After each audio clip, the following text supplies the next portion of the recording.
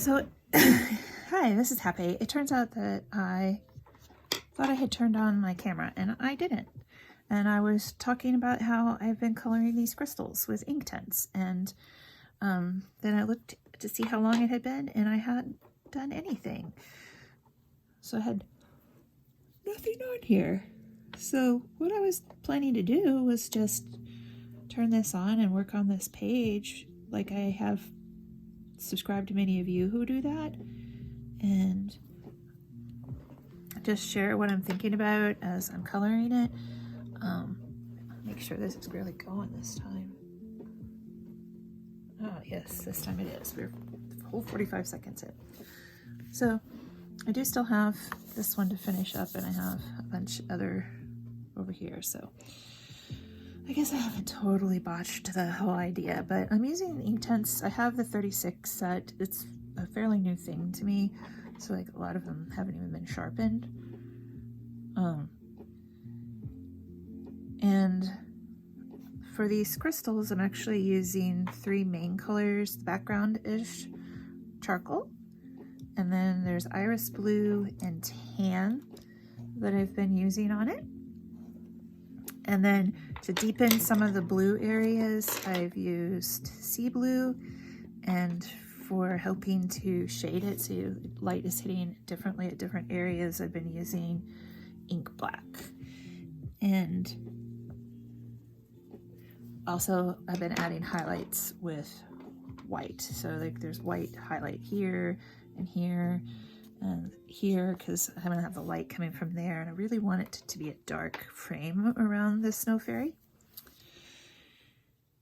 Something else I had mentioned is I think my snow fairy may be a dark fairy. I want to make her surroundings pastel, but this is going to be like a dark frame around her. So I have these dark flowers that I colored with. The main part was mauve, and then I put, it might have been iron blue. I don't remember which blue I put over it. No, it was the peacock blue over it, because just the purple was too flat of a color, so I wanted it to be more dimensional. I have discovered that I love these, and I may not ever go back to regular colored pencils. I have a lot of different sets of them that I've been trying out, which I do love my Prismacolors, but I haven't even really used them much because I want to use up the other ones first.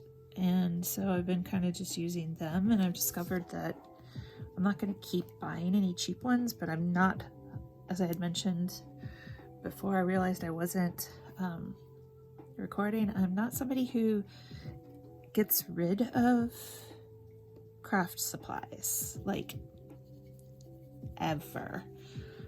I have stuff from when I first started scrapbooking. Actually, I use these scissors still all the time from Creative Memories for my very first scrapbooking party, which was in like 1997. And I have a lot of materials that I still use from that time frame. So I had shared these cards that I made, and I didn't like this one. It was didn't have the doodles and stuff and the metallic paint on it. But then I followed the tutorial and painted this card, and I thought, well, I can use the glitter paint and the doodles on the heart, and maybe I'll like these better. And I did. I do like this better. And the only thing is I don't like this shimmer paint. I bought it thinking I would like it, and I like the other colors that I bought that with it, but I don't like that color. But I'm going to find a way to use it up, because I will not waste anything. And these envelopes I made out of scrapbook paper that I've had for at least 20 years, I'm sure. And so I was like I said, I don't get rid of anything. So I've saved it, and now I have 3 cards that I can sell at this fiber festival that I'll be vending at the end of March. I also have this old thank you card that I made for just to make, and so I'll probably make an envelope for it and sell it as well. And I'll figure out what to do with the little scraps of paper that came off of there, because I don't like to waste things and I don't like to throw things out or give them away even, because like I feel like some people like will take giveaway stuff and they just don't use it, then it ends up being wasted anyway. So I'd rather try to find a way to use it myself. And a lot of the coloring books I've even been using have been used coloring books. I have been shopping used. I can't remember if this one is used. This is Mythographic Frozen Fantasies. I can't remember if this one is used. I have 3 Mythographic books now, and 2 out of the 3 are used.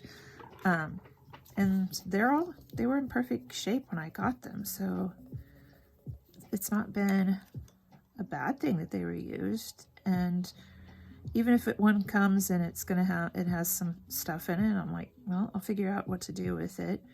I'd like to buy some of the newer books that are coming out, but I also don't want to contribute any to waste. And sometimes our hobbies can be a little bit on the wasteful side, and that makes me feel really bad. So I'm just trying to do what I can to not be quite as wasteful, if you know what I mean, while still having a good time with it. And so like if my cards don't sell, I'll end up giving them away to somebody for a holiday or something. Or I'll save it, because like I've made a bunch of yarn that I plan on selling, and I mean it's yarn I like, but it's sitting here not getting used by me. So if somebody wants to buy it and they'll use it, then great.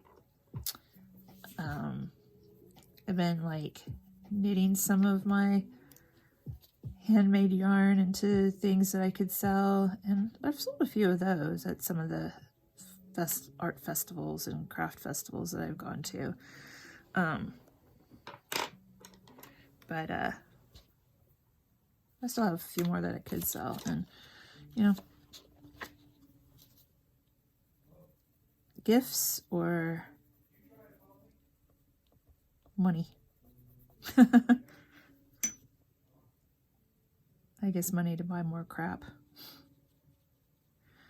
That's how I got these books and pencils, is doing extra jobs so that I'm also not wasting any of the house money on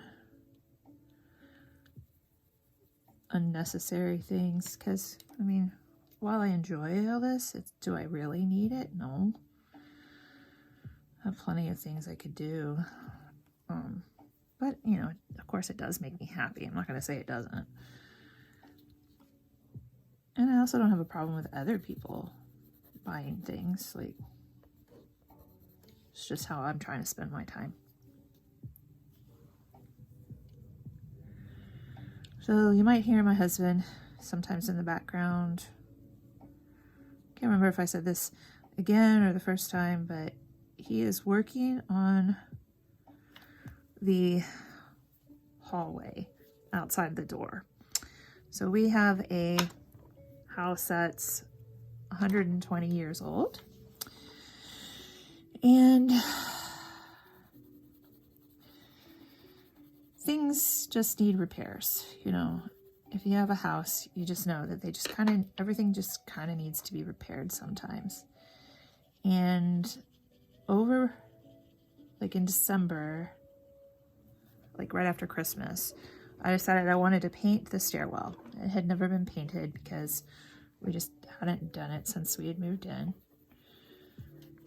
And it was time to do it. Well, the walls in the house are plaster. And on top of that, somebody at one point put paneling. And then somebody else put wallpaper over the paneling. And somebody painted over the wallpaper. And, in 120 years, a lot of stuff can happen. Well, in order to paint it, I was going to have to remove some of the loose wallpaper. And when I grabbed a hold of the loose wallpaper to like take off the stuff that was just loose, the whole piece of paneling came off of the wall. And that was, wallpaper was all that was holding the paneling onto the plaster. So we had to remove as much of the paneling as we could, suck up the plaster, repair the plaster behind the paneling, and put some new paneling up because not all of the paneling is down. And then we've had to like put the plaster over the paneling. So that's what my husband is doing, is like smoothing that out. And it seems like every time we smooth something out, we notice that there's a problem someplace else. And so what was supposed to be like, you know, take a couple of days to do has now taken a couple of months, and it's still not done. And on top of it, it's in the staircase that's like over 2 stories tall. So I couldn't reach all of it, and in the process of trying to reach all of it, I strained myself while I was painting it and blew out the blood vessels in my right eye. And so I spent 2 weeks with a completely red right eye. I looked like some sort of a monster. And that was great for the start of classes. Like, it was freaky to everybody. They're like, "Are you okay?" It's like, yeah, apparently getting old makes things happen to you.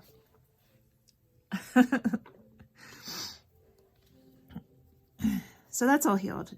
But my husband's out there trying to work on it, and the dogs like to be near me. And I would open the door to the room and let him in, but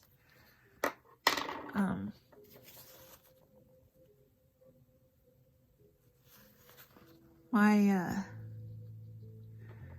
one cat would come in here and she'll steal stuff and then she'll run off with it. And I don't want that to happen. So I have to keep the door shut. Like, not only does she run off with stuff, she also will destroy it. And I can't have her coming in here and destroying stuff that I'm planning for selling at this fiber festival. So I have to keep the door shut while I'm in here for right now. But the dog's name is Puck, as in hockey pucks, which puck unfortunately rhymes with a word that starts with F. And if that word is said, he thinks he's in trouble. And when you yell it, it also kind of sometimes sounds like you're saying that. So it was a cute name when we picked it. It was like, oh, that's so cute. We like hockey. We'll call him Puck for hockey pucks. That may have been not the best choice, but it was the choice that was made nonetheless. And he's an adorable, wonderful little dog. He just gets a little confused on why we yell his name so loud. It's got that k sound on the end of it, and you almost just can't help but say it with like emphasis. Puck. He's a sweetie. So you'll have to let me know if I should do this kind of a video again, where I just turn on and chat while I work on something.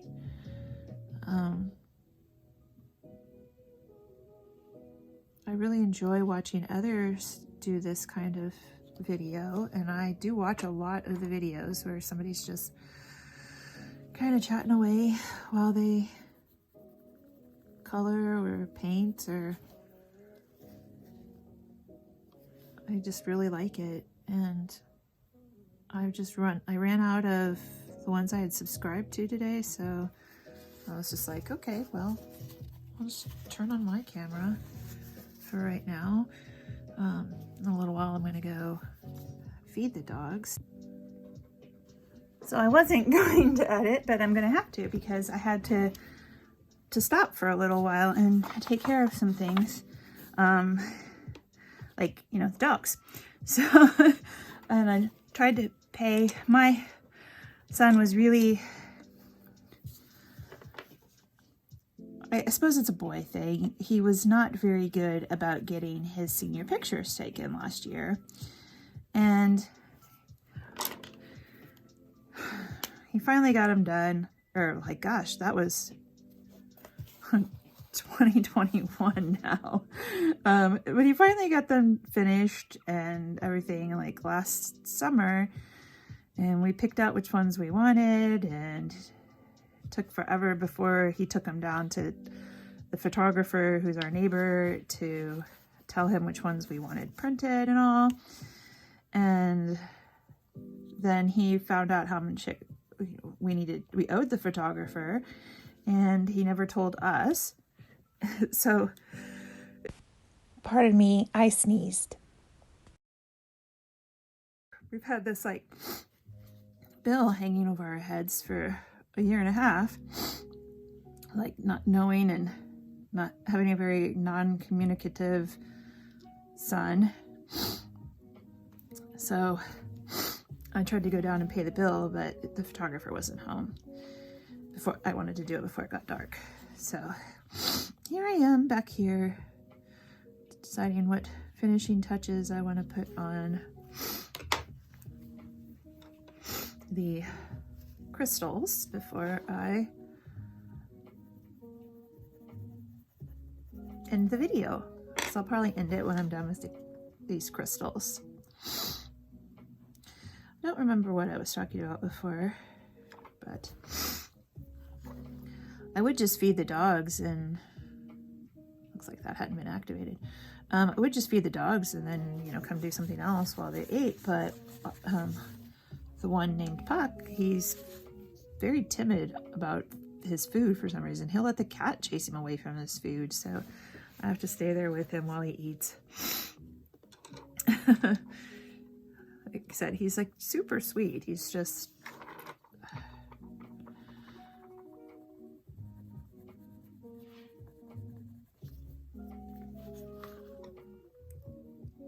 maybe he's too sweet. I don't know. Another of our neighbors has a dog that's outside frequently, and he doesn't like her.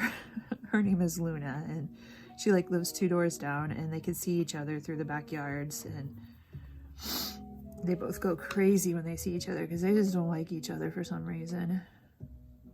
But our next door neighbor has a dog that is a corgi mixed with a husky. Her name is Alma, and she's this little short white dog, and she is adorable. And that's like Puck's girlfriend.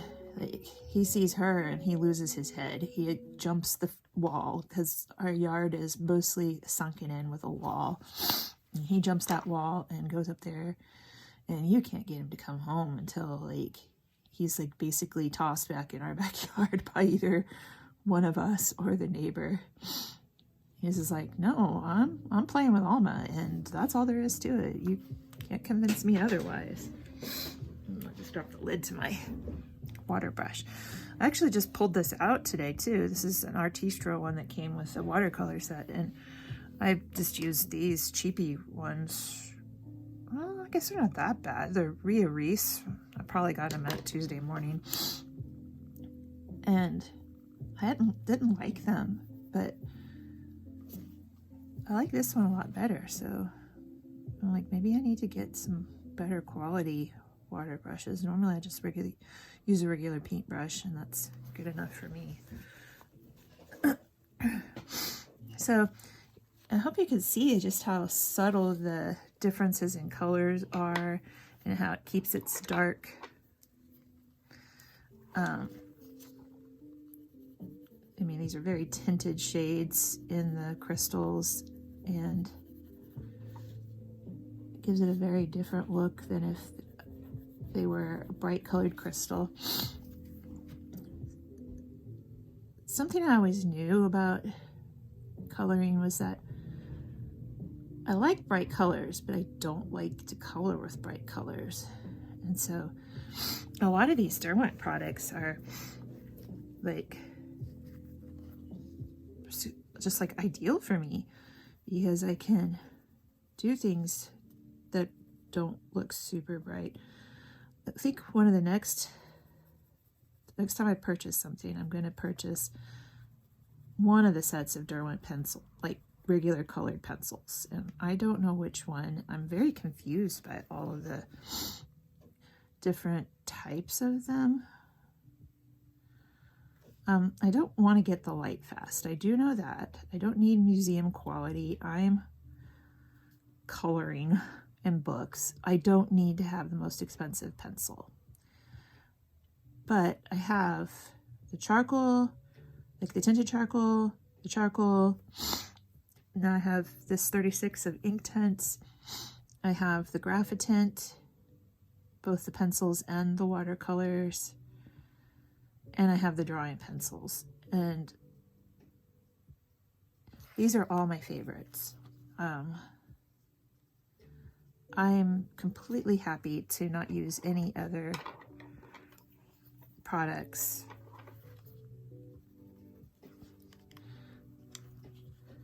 I mean, I do use my Prismacolors in conjunction with them a lot. And as other non-Prismacolor pencils go, I like my Brute Funer Square.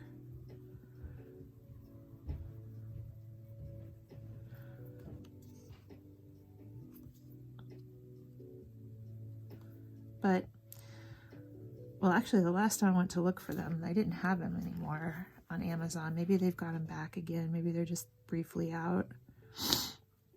I thought maybe they weren't going to make them anymore.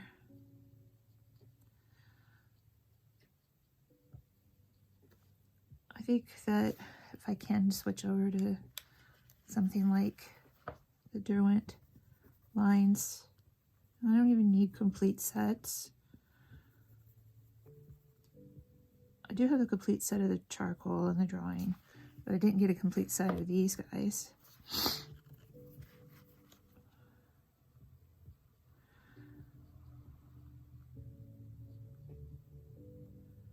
Just getting things to look exactly how I want them, which is the best thing that can happen, in my opinion. Just, I find it really relaxing. It could go faster, but I mean, the speed of it is really up to me and how much work I want to put in on everything. So I'm gonna darken up a few spots here.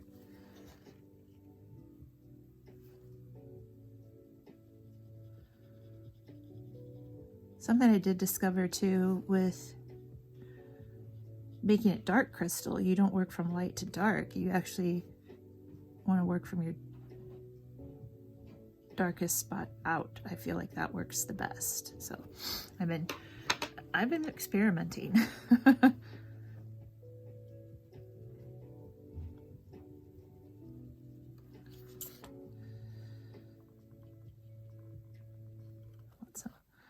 Want some more blue color in a couple of spots around here, so.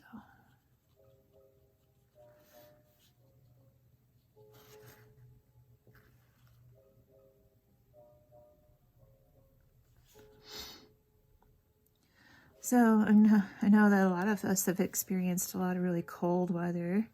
We were actually, I'm a chemistry professor, and the university was actually closed for 3 days last week. 3.5 days? Well, no, 2.5 days, sorry. They probably should have closed a little bit earlier than they did, but, it's hard to know what's the best thing to do. But they only do that with ice. They do not close with snow. If we have snow, we're still going to have classes. I know the students would prefer that we didn't, but I don't know, we're just not an area, this area used to get a lot of snow, but it just doesn't anymore. Instead, we get ice storms, so we do end up having to be closed pretty frequently.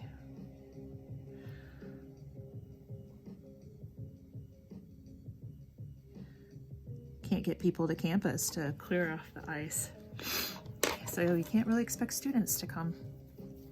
All right, decide on some white surfaces here. I think I already did that one as white. This one's gonna be white. This is gonna be lighter.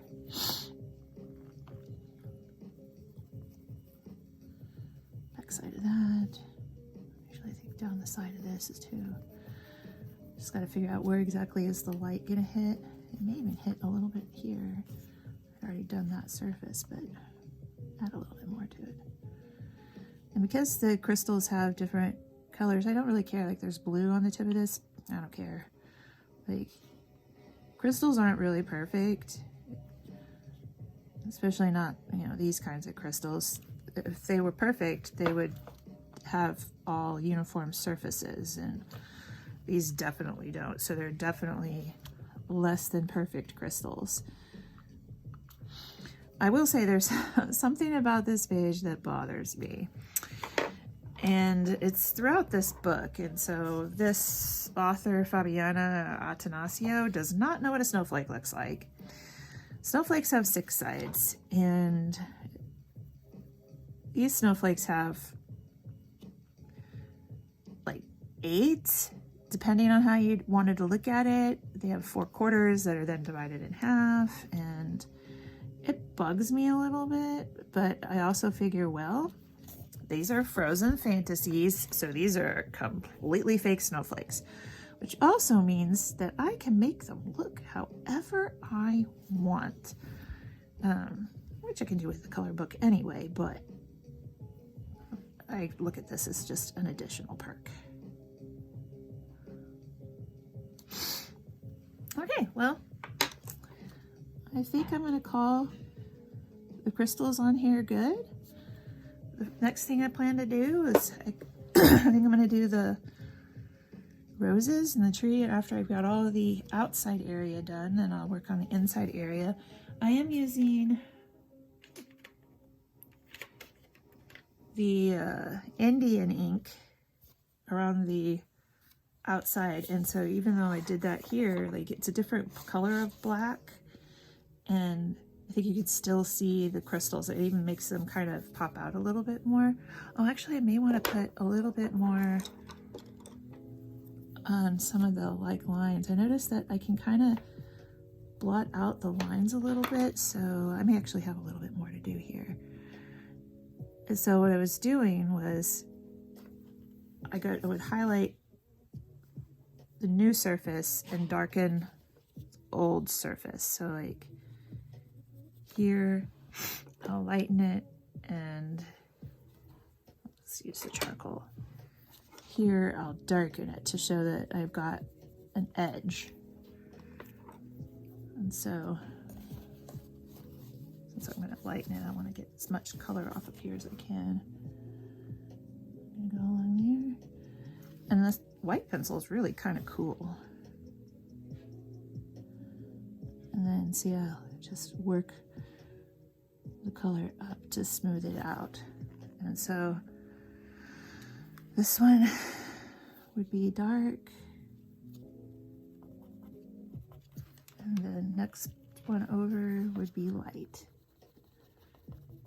And that kind of helps it to show that there's different crystal surfaces there, and it's just subtle because this stuff becomes super transparent, and